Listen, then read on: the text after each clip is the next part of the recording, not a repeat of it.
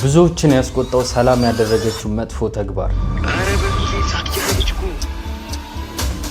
ስትፈጠር በቃ ዋልጌ ባለጌ ቆሻሻ ሴዶ ንቃተ ህሊና ላይ ድንገተኛ ጥቃት አደረገበት። የፌበን እናት በድጋሚ ወደ ሶሻል ሚዲያ ላይ በመምጣት ፍትህ እፈልጋለሁ እያለች ትገኛለች። አመት ሙሉ ፍርድ ቤት ቆሜያለሁ። ለአራተኛ አመት እንዴት እንደመቆም ከብዶኛል። በጣም ግራ ገብቶኛል። ብዙዎችን ያስገረመው ዩቲናስ ለኤቢ ማርሻል ያደረሰችው አስገራሚ መልእክት ና ዱባይ ልመጣ ነው ታስነዳኛለህ ወይ? አርሚ ከለር ነው የሚባለው እሱ ነው። It's okay. ሰው በእንደዚህ ልክ እንዴት መጥፎ ይሆናል? መብታለ መጠየቅ አንተ መብታለ መጠየቅ ኢትዮጵያዊ በመሆን ብቻ መጠየቅ ትችላለህ። ቤተሰብ ዛሬ በዋነኝነት የምናወራባቸው ቪዲዮዎች ናቸው። ከእናንተ የሚጠበቀው ቪዲዮን እስከ መጨረሻው ድረስ መመልከትና ለዚህም ቻናል አዲስ ከሆናችሁ ይህንን ቻናል ሰብስክራይብ በማድረግ ቪዲዮን መጀመር ነው። ወደ ቪዲዮ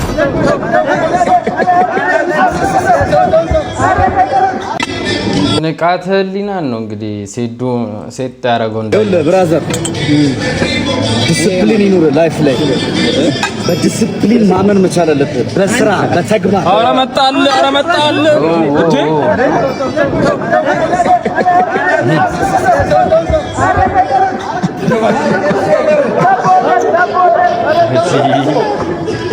እጄ እንዴት አገናኟቸው ሲጀመረ ባይዘው ንቃተ ህሊና ማለት ነው። ሴዶን እንትን ያደረገው አንድ ላይ ነው ያሉት፣ አብሮ በልተዋል፣ አብሮ ጠጥተው ምናምን በቃ ይሄን ሁላ ረስቶ ባንዴ እዛው ልውጥን ያለው ከጆኒ ጋር ፌስ ኦፍ በሚያደርጉ ሰዓት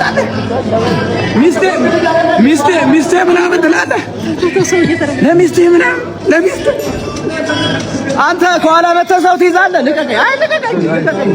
ግልጽ የሆነ ጥያቄ ነው። የሚገርም ነው። እንደዚህ አይደረግም፣ እንደዚህ በጭራሽ አይደረግም። እስኪ ዩቲናስ እንግዲህ ለኤቢ ማርሻል ያስተላለፈችው እኔ ዩቲናስ በጣም ነው ጂዋገን መኪና ወደው በጣም ነው የምወደው። ብራበስ በጣም ነው የሚመቸኝ በጣም እና ህልሜ ነው። ሶ መንዳት ፈልጋለሁ እና ዱባይ ልመጣ ነው። ሶ ታስነዳኛለህ ወይ? እኔ ፍላጎቴ አረቢያን ግሬ ነው፣ ግን ያንተ አርሚ ከለር ነው የሚባለው እሱ ነው። ኢትስ ኦኬ ችግር የለውም። ቻው እንዳትፈልጋለሁ እና ካስነዳኝ በጣም ደስ ይለኛል። በፎሎወሮቼ ስም እጠይቅሃለሁ እስከምገዛ ድረስ። አረ ኤቢ ማርሻል ጣጣ የለበትም ቢያስነዳታል አይደለም እሱ ሌሎቹንም ቢያስነዳት ሁሉንም ብትነዳ። ሰላም ጋይስ፣ ይሄን ቪዲዮ ሚኒንግለስ ነው ለሱ። ሼር ኮፒ ሊንክ እያደረጋችሁ ጀምሩት። ትላንትና ዩኒክ ኤጀንሲ የሚባል አካውንት ቴክስት አድርጎልኝ እንደነበር ላይቭ ላይ ነግሬያችኋለሁ አይደል? ይሄ ኤጀንሲ ኖርማል የሌላ ድርጅት ኤጀንሲ ምናምን አይደለም። ሴቶችን ከባለ ሀብት ጋር የሚያገናኝ ኤጀንሲ ነው። ይሄንን አካውንት ማኖረን የሚያደርገው ራሳቸው ሴቶች። ብዙ ጊዜ እናገራለሁ ለሴት ልጅ አንዳንዴ ጠላቷ ራሷ ሴት ናት እላለሁ። በደንብ ፕሩፍ ላሳያችሁ ነው። ምን ብሎ ቴክስት እንዳደረገልኝ ላሳያችሁ። ቴክስቱን እዚህ ጉድበል እንግዲህ ሀገሬ ሰው እዚህ ጋር ካፕኬክን ታውቃታለህ ብላ ፎቶ አላከችልኝ። አዎ አውቃታለሁ አልኩ። ምክንያቱም ልጅቷ ከዚህ በፊት ቲክቶክ ላይ ጌም ትጫወት ነበር ከኔ ጋር እና ምን አለችኝ፣ ከኔ ጋር በጣም ክሎዝ የሆነ ቢሊየነር ነበረ እና እሷን አምጪልኝ ብሎኛል። ከሱም ፈርቅ ስለሚይዝ ለአንተ ከ150 ሺህ ብር በላይ እሰጥሃለሁ አለችኝ። ከስር ከዛ ምን አልኳት እኔ ምን ማለት ነው እሷን አምጪልኝ ብሏል? እሷ እቃ ነች እንዴ ዝም ብላ የምትመጣው? ይሄ ነገር ሴክስ ትራፊኪንግ አይደል እንዴ? እሷ እንደ እንስሳ ነው እንደምትሸጠው። በዛ ላይ ሴት ነሽ አንቺ ምናምን ነገር አልኳት። አንብቡት ከስር ያለው እንጂ። ከዛ ልጅቷ ወዲያውኑ እኔን ብሎክ አደረገችኝ። ከዛ ደግሞ ቪዲዮቿን እንዳላጠፋችሁ ግን እኔ ቀድሜ ይዤዋለሁ፣ ፎቶቿን ቪዲዮቿን ይዤዋለሁ። በጣም ነው የሚገርመው፣ በጣም ነው የሚያሳዝነው። እና ጋይስ ሴት ልጅ እንደ በግ የምትሸጥበት ዘመን ላይ ደርሰናል። ያሳዝናል በጣም።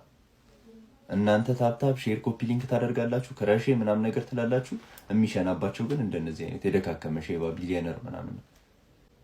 እና አሁን ልጅቷ ቪዲዮዋን ፕራይቬት አድርጓለች፣ ፎቶቿን እንዳላጠፋፍተዋለች። ግን እኔ ይዤዋለሁ፣ አስፈላጊ ከሆነ ቀጣዩ ቪዲዮ ላይ ሰራዋለሁ። ጎዳና ልጅ ደረግ መረበስማም ለሴት ልጅ ጠላቷ ራሷ ሴት ልጅ ነች። አያችሁ እንደዚህ አይነት በተለይ ሴቶች ምናምን የራሳችሁ የገዛ ጓደኞቻችሁ ናችሁ ለእንደዚህ አይነት መዘዝ ውስጥ ለእነዚህ አይነት የሆነ ማይሆን ነገር ውስጥ የሚከቷችሁና መጠንቀቅ መመርመሩ አስፈላጊ ነው። አይተን ከዛ ልብሶች አሰባስበን ምግብ አዘጋጅተን እንትን እያልናቸው ነው።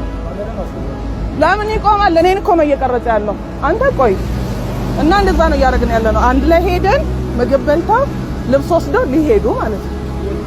ፍቃድ ያለው ፍቃድ እና ዝም ብለሽ ወራና ማለት የነሱን ለመርዳቱ ቆያውን እናንተ ነገር ከማን ነው የምለምነው?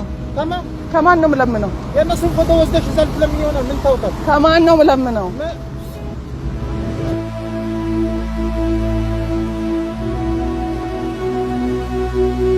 ምን ማለት ነው እንዴ? ልትረዳ ከሆነ ምን ችግር አለው ብትቀርጽ? ምን ሆነ ሰው ከዚህ በፊት እንደ ፈረንጆቹ እየቀርጹ ነበር። እንደዛ አጋጥሞ እንዴ ማስጀመር በአንተ ምክንያት ነው ሰው ይሄ ነው አቃጣሪ። በእንዳንተ አይነት ሰው ምክንያት ነው ሰው የማይደርስላቸው። ለምን አልቀስርም? ልክ አይደለም። በጣም ጥሩ ስራ አይደለም። ምንድነው ሰው ነኝ ሰው ነኝ እዚህ ጋር እኮ ከፈለገች ለራሷ ሶሻል ሚዲያ ማሳደጊያ መንገድም እንደዚህ ሆኖ ከሆነ የተጠቀመችውም ችግር የለውም። ዋናው እሷ ትርዳቸው። እነዚህ ልጆችን ከረዳቻቸው እናንተን ካለቻቸው ምን ችግር አለው ብትቀርጽ? ኖርማል ነው። ያናት ሰው እየረዳች ነው። ምንድነው አንተ ምን አስተዋል ማርጋል? እስቲ ለምሳሌ ለሰው ለነዚህ ዳቦ ገዝተህ አመሰግናለሁ። መጀመሪያ ምን እንደምትሰራ በትዝራት ጠይቅ። ባግባብ ልጆቹ ጋር ከተላቀሽ ሰው ከፊት እንትን አንተርበ እየተደረገ እሱ እየቀረጸ ነው። እሺ እኛ ከየት ነው የመጣን ያለ ነው? እናንተ አትናገሩ። ያደሩብስ ለምን ተረዱ ነው? እንዴት ነው? አይ እነሱ ጋር ያው እንዲፈቱ እንዲያስቀሩልን እኮ ነው እንዲያባሩ እንትን የሚያስል ነገር እየተናገረች ከሆነ በሌላ ትርጉም ሌላ ነገር እየተናገረች ካለ ነገር እኮ ትክክል መጠቀሚያ ያደረገች ምናምን ከሆነ ንገረን። ያለ አማርኛ ነው እያወራች ያለችው። አማርኛ ነው እያወራች ያለችው። አሁን አማርኛ ነው እያወራን ሁላችሁ አማርኛ ነው እኮ። ስለዚህ እኔ እነሱን መርዳት ማገዝ ነው ያለብህ። አሁን ለማገዝው በምን ተውቀው ይሄ እኮ አብረን ከልጆቹ ጋር ካወርታን ጨርሰን እነሱ ለራሳቸው ማሰብ የሚችሉ ልጆች አይደሉ አለ። እኔ ለምንድን ነው ማለት ነው ባለፈው ምን ነው እዚህ ጋር ተደረገች። ለምን ዛፋት እኔ ለምን አረዳሽ ብዬ እኔ ለምን ዛፋት ምክንያቱም ምንድነው ያስቃል። የሆነ የሚነካው ነገር ነው። ምንድን ነው የፈለከው? እኔ የፈለኩት ሰው ስራ ጨርሼ እየገባሁ ነው ወደ ቤት። እሺ እነሱ ከሷ በኋላ ነው አለ እየሄዱ ነው። እሺ እሱ ካሜራ እየቀረጸ ምንድነው የምትቀርጸው? ምንድነው ብለህ ጠየቅ። ግን መብት አለ የመጠየቅ። አንተ መብት አለ የመጠየቅ። ኢትዮጵያዊ በመሆን ብቻ መጠየቅ ትችላለህ። የሚሰራው ስራ መጀመሪያ እሷን ፐርሰናሊ የምታውቃት ከሆነ ትጠይቃለህ። ትጠይቃለህ ስለምትሰራው ስራ። መልሱ መስጠት አለበት። ግዴታ የለባትም። ለአንተ ግዴታ የለባትም። ለህግ አካል ነው አይደለም። ስንነግር ምንድን ነው ያልከን? ምን አገባው? መጠየቅ መብት የለውም። ዞር ብሎ ማየት መብት የለውም። አሁን ዝም ብሎ ጊዜያቸውን ያቃጥላል። እናታችሁ ቦች ያልነግርህ እስከ መገናኛ በእግሬ ነው የሄድኩት። በእግሬ በሽቲ ነኝ። ነፍሴን አላውቀውም። ምን አይነት ነገር እንደሆነ እየተሰማኝ እንደሆነ አላውቅም። ብቻ በሽቲ ነው የሄድኩት እስከ መገናኛ። ነፍሴን አላውቀውም። በቤቴን ነው የምልክ።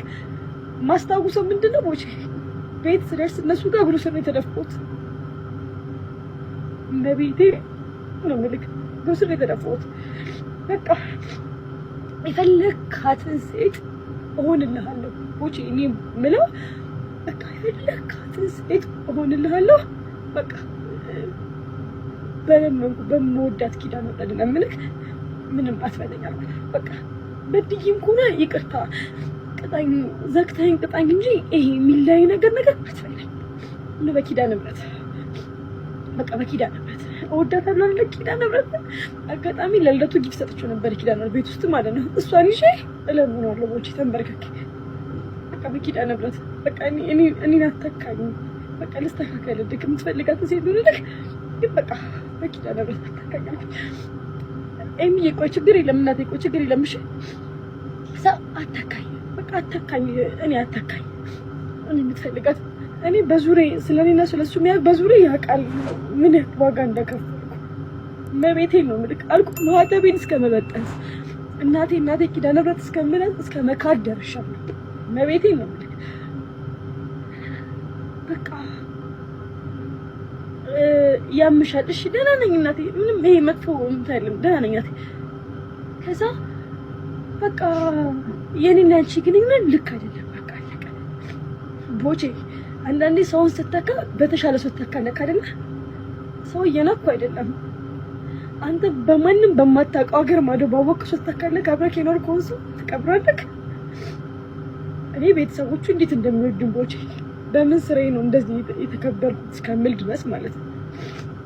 ኪዳነ ምሕረትን ነው የምልህ 5 ብር ከምናምን ቦቼ ፍዴም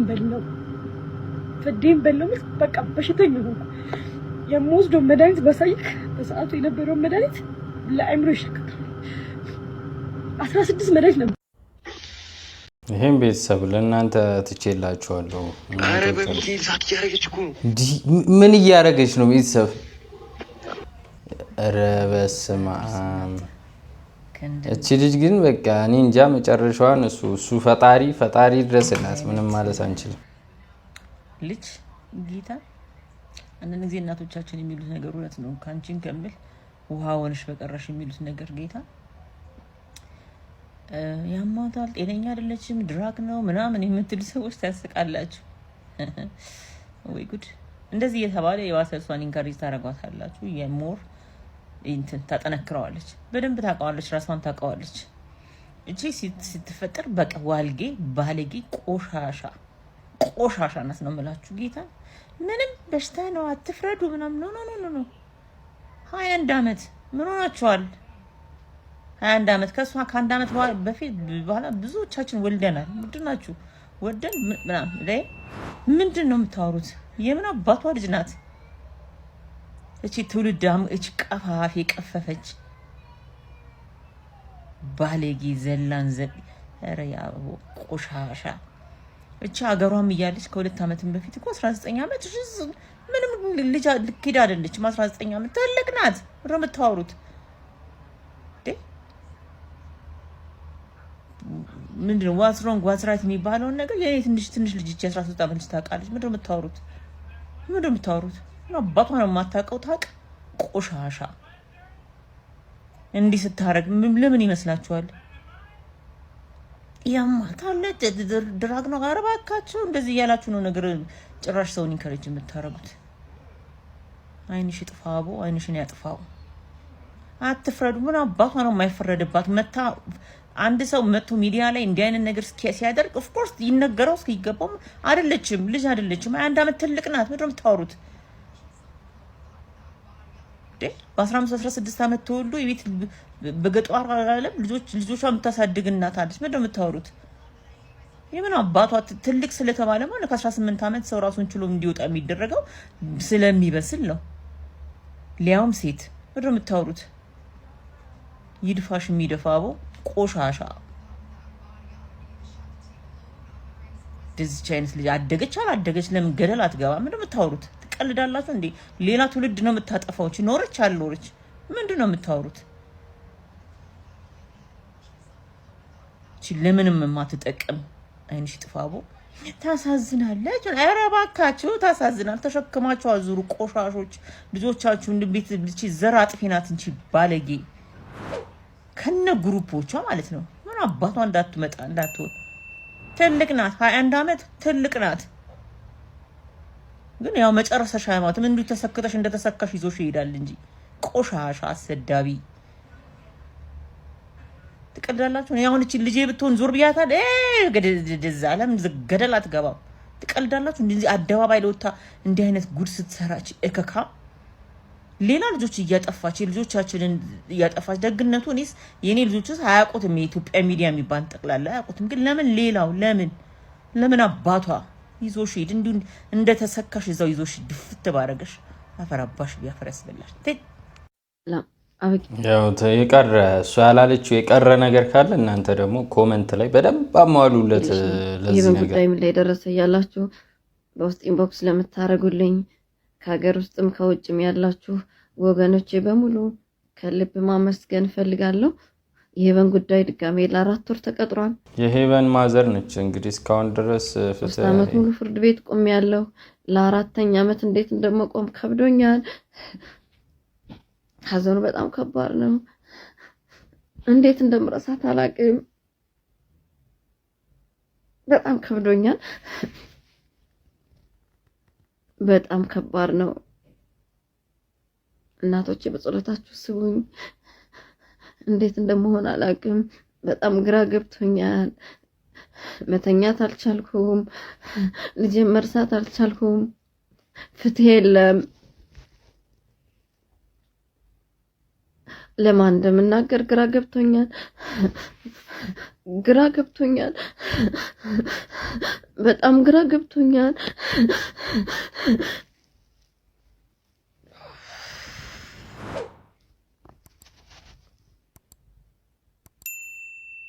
ወቅቱ ህፃናት ብዙ ጊዜ ቤት የሚያሳልፉበት ወቅት ነው። በዚህ አጋጣሚ ወላጆች እኔ ላይ የደረሰ ማንም ላይ እንዳይደርስ ልጆቻችሁን ጠብቁ ለማለት ፈልጋለሁ። አመሰግናለሁ። በጣም ከባድ ነው። 3 አመት ሙሉ እንግዲህ እንደዚህ አይነት እንትን ላይ መቆየት ማለት አስቡት። ወንድሜ እግረን ሰብራለሁ እያሉ አስጨንቀዋል። እንግዲያውስ ዊልቸር ገዝተህ አስቀምጥ። በጣም ከባድ ድፍረት ነው። ሴዷ አጠገብ እንዲቆሙ እንደዚህ አይነት። እንዴት ናችሁ? ትናንትና እንግዲህ እንደምትመለከቱት የኢቲኤፍሲ2 ፕሬስ ኮንፈረንስ ላይ በጣም ከባድ ግርግር ተፈጥሯል። እኔም ደግሞ በውስጥ መስመር አብዛኛዎቻችሁ ቅሬታ አንስታችሁልኝ ነበር። ናው እኔ ለማለት የፈለኩት እና በግልጽ መንገድ ላይም ኤክስፕሌን አድርጌላችሁ ነበር። እዛ ላይ ግን አብዛኛው ሰው የወሰደበት ወይ ደግሞ ያየበት መንገድ ይለያል።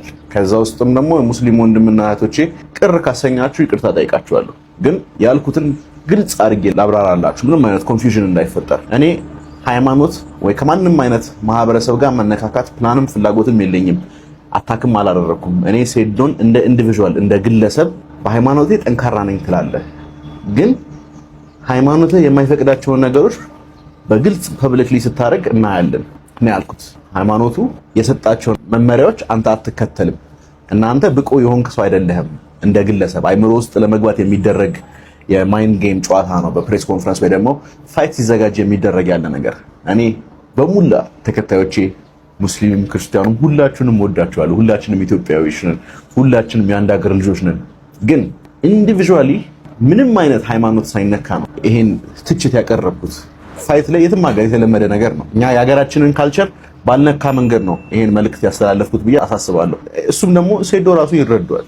this is not something እሱን ሾክ ያደረገው ተዘጋጅቶበት ነበር የመጣው። ይሄን እንደማነሳ ስለጠበቀ ወይ ደግሞ የሱ ቲሞች ከዚህ በፊት ያለበት ድክመት ነው ብሎ ስላሰቡ ተመራምሮ ተዘጋጅቶበት ነው የመጣው። ከሃይማኖት ጋር ምንም የተያያዘ ቢፍ የለንም። ግን ባለመግባባቱ ቅር ካሰኛናችሁ ይቅርታ እንጠይቃችኋለን። እንደ ኢቲኤፍሲም እኔም ጆኒ እንደናንተ ወንድማችሁ እኔም ፐርፌክት አይደለሁም እና አብዛኛዎቻችሁ ያልኩት ነገር ሳይገባችሁ ቅር ካሰኛችሁ ይቅርታ ልጠይቃችሁ ፈልጋለሁ። የሙስሊም ወንድሞችና እህቶቼ ዛሬ ከሰይዶ ጋር ነኝ። ሰይዶ ይሄ ቪዲዮ ማለት ስንት ላይ ካገኘ 2 ጥስ ነው ልጋብዘኛል። እኛ ራሳችን ማለት የለጠው ጎስ ኮሪያ ፕሬዚዳንት ስለ ኒውክሌር እያወራ ምን 이 땅에서 우리가 결코 가라지 않은 사양이 조성되는 경우에까지 ጭራሽ ዞሮ እያየው ነው ቤተሰብ። በቃ ይሄ እኔ እንጃ ነገ አይኖርም የዚህ ሰዓት ምሽት ላይም በቃ ይሄን እንደውም ኮሜንት ላይ ምን አሉ? ቀብር ስንት ሰዓት ነው አላሉ?